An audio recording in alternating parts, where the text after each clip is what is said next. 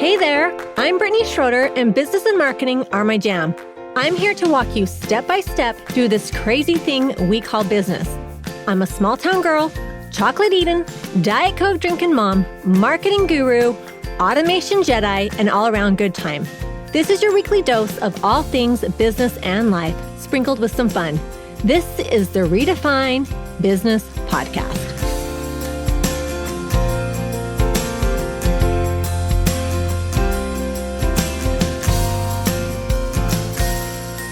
Welcome to another episode of Redefine Business Podcast. I am excited. This is a sequel, right? Because I have had this fabulous woman on my podcast before, Jessica Frew, the decision coach. Welcome to the podcast. Thanks for having me. I'm excited to be here with you. Yeah. I worked with Jessica. It was a couple of years ago. Was it a couple of years ago? Has it been 2 years? Mm-hmm. Of course, it was love at first sight because she's awesome. And Jessica she's been writing a book. And so, we had to have her on the podcast again. So Jessica, welcome, girl. Thanks for having me. I am so excited to be here. It's always fun to chat with you. I love that we've been chatting before and we just don't stop. It's great. I know. Yeah. And we've been trying she's in Idaho and I'm in Utah, and we've been trying since I moved back to Utah, like, hey, we got to get together in person, because when we were working together, I was in Texas and she's in Idaho. So we're going to make it happen for sure. We're going to make it happen. There's something that happens with in-person connection that is just the best. Like I'm trying over the beginning of this year, I said, that is what I want more of. Like I am trying to get more, I work with women specifically, more women in person together, because it's just amazing. Yeah, it really is. It really is. But thanks for the interwebs that keep us connected this way. I know, for sure. Well, tell my listeners just a little bit about what you do and what you've been working on and all the things. Yeah. So as you said, I'm a decision-making coach. I help women go in and unlearn unhealthy decision-making patterns to embrace ones that resonate for them. This is something that I've been trying for years to figure out, like, what is it that I help women do? And for so long, I kept thinking, like, I help them take a leap of faith. I help them take like that leap of faith. I build confidence and courage in them. And I was like, no, what I actually do is help them make a decision and take action on it. Because if we forget that part, it's not a decision, it's an intention. It's just something in our head that we're not actually doing. And so I help them get to that point where they can see in their decision-making process where things are holding them up so that they can be intentional with their decision-making. We make decisions every minute of every day. And especially when we're entrepreneurs and business owners, there's a next level of decision-making that comes. And if you're female and you have children and all of those things, like we have such a heavy mental load that we need to understand our decision-making processes so we can make them quickly, concisely, and with confidence so that we know where we're going. I mean, my life, and Brittni, we were just talking about this, like our lives have not gone as planned. Like nothing has gone as we envisioned in relationships and business and parenting and all of these things. And so it's so important that we know how to make decisions when those big things happen, that we can still make aligned decisions, things that feel really good to us. I had somebody ask me yesterday, but we hear aligned decision-making or acting in alignment all the time. And what does that really mean? And I always come back to this idea that we're making decisions so we can feel safe. Like what we're actually craving in life is safety. We want to feel safe to be ourselves. We want to feel safe to show up as who we are. We want to know what is going to bring us safety when things hit the fan and it doesn't go according to plan. I was all over the board, but that's what I do. Yeah. Well, I love that. And we've kind of talked about, Jessica and I were talking a little bit before we hit record, just like the things that have happened in our lives, betrayal in relationships and different things. And, I want to talk a little bit about that. Like, how do you, I was just thinking about that as you were talking, is like, how does that affect our relationship, not our relationships, but our decisions? How does it affect our decisions? Because, do we start to second guess ourselves, because I think of even, like my marriage ended. And I remember my daughter asked me, there was some betrayal, and my daughter asked me, were there red flags? Were there red flags? And I'm like, no, there really wasn't. Like, not that I could see any, you know what I mean? But then do you see that in women where they go through betrayal or trauma or something, and then they start to second guess their decisions, like, 100%. Yes. yeah. And that's why I say, like, we have these decision-making patterns that are innate in us because of everything we've experienced in life, because of betrayal and trauma that's happened, because of social conditioning or cultural conditioning or religious conditioning, like all of these things that play into our decision-making. And so when we have, I mean, speaking from betrayal, since that's the one we just brought up, we have often been told, like, our intuition has been shut down when we have been through betrayal, because so often we're told, oh, nothing's wrong, everything's fine, when maybe in the back of our head there's like this little thing going off that's like, but something doesn't feel right. Like there's just something little off here, something doesn't feel right. And so we disconnect from that because we're like, oh, this person's telling me everything's fine, it must be okay, everything must be okay, I am wrong, I am the issue, I am the problem. And so we internalize that. And then even after we are like disclosure day, after we find out, there has been betrayal or there is something off that wasn't our doing, it wasn't our responsibility or our actions, there's still a disconnect there. And even if it comes as like, well, I didn't think I felt that before, like there was nothing in my brain being like, hey, something's off. No matter what, we still feel a disconnect in trusting ourselves after that point. And honestly, I believe for most women, we have a disconnect in trusting ourselves from when we were little kids, because we were told by well-meaning, loving parents, adults, teachers, leaders, whoever, that what we wanted wasn't right. So at a young age, we were told it doesn't hurt that bad. It's not that big of a deal. You shouldn't feel that way. You shouldn't want that. You shouldn't wear those clothes. You shouldn't whatever. And in their minds, they're trying to protect us. But what's really happening is a disconnect from our inner knowing and feeling like, oh my gosh, I can't trust what's in me. I can't trust what I want. I can't trust what I want to wear. I can't trust my feelings. I can't even trust what I'm feeling physically because my parents are telling me it doesn't hurt that bad, or whoever in our lives. So we start that disconnect. And then that's amplified by teenage years, obviously, where we are told what we need to look, how we need to dress, what we need to wear. And then we hit parenthood, where it's Pinterest moms or partners or careers, where we're told how that should look and what it needs to be. And so we have to understand all of those things are impacting our decision making. Mm-hmm. And so how do we see that and understand it so that we connect back to that inner knowing, so we can trust our decider again, so we can trust what it is we want and need. And we want to do that in a way that creates safety within us. We hear a lot about regulating our nervous system and all of that. I honestly believe this is the way to do it. Like, yes, all of the other totalities or modalities are amazing. And also, unless we address our decision-making, we aren't going to be able to be in alignment with ourselves and feel safe to make the decisions we need to make in our life. Mm-hmm. Well, and I think something kind of interesting, I was actually having a conversation with somebody this past weekend about, we were talking about letting our kids, like, you have to let your kids fail. You have to let your kids do things on their own. And, we all have this like endpoint, this journey, and there's more than one way to get there. And you have to fail to learn. And I was talking about how I'm pretty good at letting my kids like figure things out on their own. But I've noticed in relationships, I've been more with my daughter, my 16-year-old daughter. I've been more with her like, oh, you need to do this. And I've been trying to micromanage her a little bit more instead of just letting her like, okay, you got to figure this out on your own. And and it's interesting that we are even talking about this, because I know it is because of what I've gone through, that I'm like, I don't want you to feel this way that I have felt. So you need to do this and this.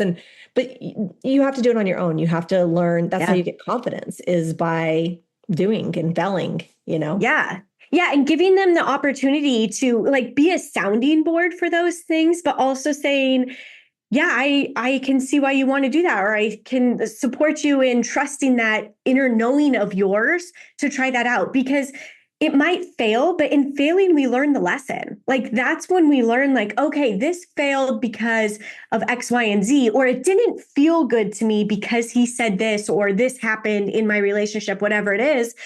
So then they get to see that and feel that and understand that within themselves, not because we told them to, not because we shoulded on them. I come back to shoulding all the time, but not because we told them what they should do, but because they got to feel it and understand it. And yes, we want to protect them from, big, huge things, but ultimately we can't. Like, those are their decisions. But when we show them the trust and support within their decision-making power, then they believe in that power and they believe they can trust that and know what is best for them. Yeah. And how do you see that translating over into business, the decision making?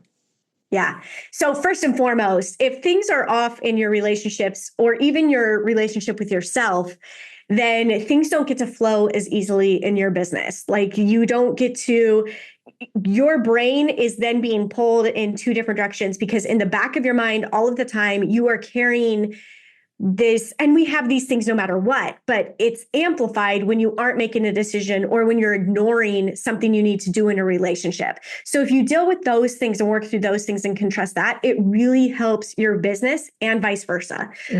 But decision making in your business really comes down to, I've had you as a coach, I've had lots of coaches along the way, and they've given me some amazing advice. And also, we need to know what resonates and feels right for us in our business. If we can't trust ourselves, then first of all, our clients aren't going to trust us because they're going to feel the disconnect between us. And if we don't feel safe to be ourselves, we're not going to bring in the clients and customers we're looking for, because people are seeking that authenticity. They are looking, like, that is the connector right now, where there's so much that's AI and all of those things, which are great tools to use. And also, people want real people. So when we are connected to ourselves and making decisions that feel in alignment for us, people are drawn to that. They're drawn to our energy, to our transformations, because they want more of that. I think about people who come to me for coaching. It's because I am who I am. People are like, I want that freedom, which ultimately is the safety to be myself, to show up authentically as who I am, to wear loud clothes if I want to, or to wear that's it's a big thing, what you wear and what feels good to you. We think it's little, but it's big. I want to feel safe doing that. And when we feel that safety in our day-to-day life, that transfers to our business. Yeah. I feel safe to do the big, scary thing, because business is scary. Yeah. Well, and I think it kind of is intertwined with the ability to fail and be okay with failing. Yes. And having the confidence, because I think as a business owner, there's been many of times where I have okay, I'm going to do this, and I put it out and it's a failure. In my mind, it's a failure. Yes. But so then it's just then am I more hesitant to try something else because I failed before? And so it really is such a mind game of, being confident, being okay to fail, being okay to do things regardless of the outcome. And I think that's where we get a lot of decision fatigue. We're just Yes. I don't know. Am I going to fail? We overthink things, and we are and then we're not, and it's about progress, not perfection, obviously, but then it holds us back in a lot of ways. That's also where we give away our confidence, because if we are making that failure mean something about us, of I'm not a good business owner, or I'm not capable of chasing this dream or having this amount of money or fulfilling, helping these clients. When we make it mean something about us, it's going to keep us in that failure. It's going to keep us from trying again. But when we can take those failures and be I had to go through this step so that I had the information I need to now take the next step and the next step after that. Because if the real issue comes is when we don't make any decisions. That is when our confidence fails. That is when we go into overthinking and overprocessing, because we're not doing anything. Confidence grows when we make decisions. It is the action of deciding and acting on it that grows our confidence. And I always say, going back to mindset, decision making is 80 or 90% mindset. It is 100% 90% of this decision-making process is mindset. 10% is actually taking the action and then evaluating afterwards. But it's going through those processes of like, I have a decision-making method that I go into in my book. And that is the mindset. Like there are 3 steps of going through it. And the first 2 steps are 90% of the process. Yeah. Yeah. And if you want a different result, you have to take action, Yes. you have to. So Yeah. I love that. Well, tell us a little bit about your book and how people can get their hands on it. Tell us more about that. Yes.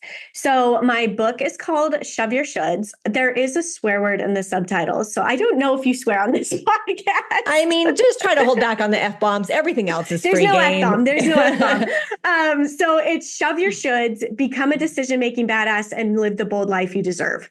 Yeah, and the idea behind this is going into that mindset of understanding that we are really shoulding on ourselves. And I always say any should that we put on ourselves or other people is a judgment of what we are doing. It's such an easy way to identify where we are judging ourselves and others.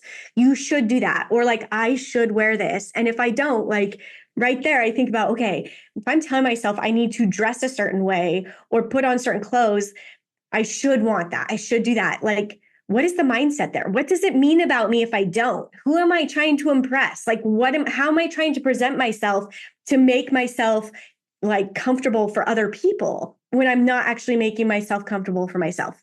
Clothes are an easy example. But we dive into that of like, how do we remove these shoulds from our life so that we can really trust what is in us and that innate decider and really flex that muscle? I always say it's just like working out or anything else you're going to do. You have to start small and do it repetitively to start trusting and building that muscle of decision making. Yeah, I love that. And I think it's just, I mean, I love that. I was actually thinking about like sometimes when you go through hard things, I think it has one of two results. Either it makes you question everything, or in a way it empowers you because then you don't care what people think of you. You know what I mean? Like like I've talked about this on the podcast before, but I lost my son in 2017. And in a way, it like empowered me because I just didn't care what anybody thought of me. And I did things that I normally would not do because I was like, I don't care. Like, I don't care, And so I think sometimes we go through hard things or trauma or something. And I think you can go one of 2 ways, and one can hold you back and one can like propel you forward. You know what I mean? Yeah. So I love that. And it's all based on the decisions that you make after that trauma. Like, yes, we are going to feel and we aren't going to like shove this aside or numb it. We want to feel and understand those things that come up from our moments of trauma and from these heartaches that we have in life. And also then we get to decide like, what do I want to do with this information now? What do I want to do with this person that I am now? Because when we go through something like that, it changes us for the rest of our lives. Yeah, there's no way to go back to who we were. And so we got to understand that decision-making process of like, okay, how do I move forward? What are the steps here? Yeah, I love that. Well, what is the book out? Like, how do we get a hold of this book? How can we get a copy of this book? You can go to shoveyourshoulds.com and you can pick it up. Depending on when this drops, we'll see what state, like where it's at in the process. It's officially for sale in September, but there is a pre-sale that will be opening up. So you can go pick that up.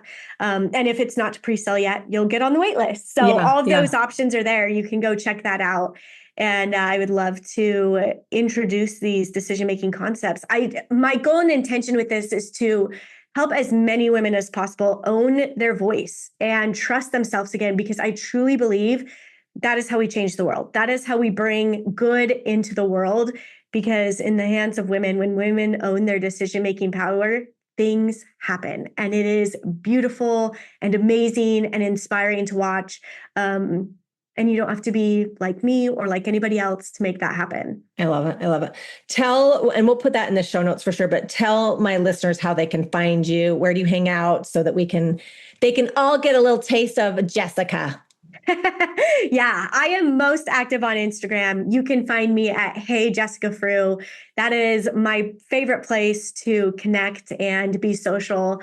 And I did have a podcast that is called Husband-in-Law, that I share all of my stories of love, marriage, divorce, coming out, and all of those things with my husband and ex-husband. The three of us co-hosted that for like 5.5 years. That blows my mind. We did it. Listen to it. It's fabulous. Yeah. For sure. Go listen to episode 1 if you want to know more of like how I have really shoved the shoulds in my life and just rethought everything I thought my life was going to be. Yeah, it's amazing. It really is. She is a rock star and she is a good time and entertaining. Give her a follow on Instagram.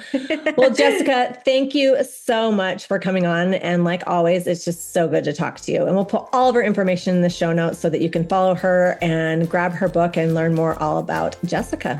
Awesome. Thanks, Brittni. Let's not stop the party here. Head on over to my Instagram or Facebook group, Redefine Your Business, and let me know your thoughts about today's show. I will see you again, same time, same place, next week.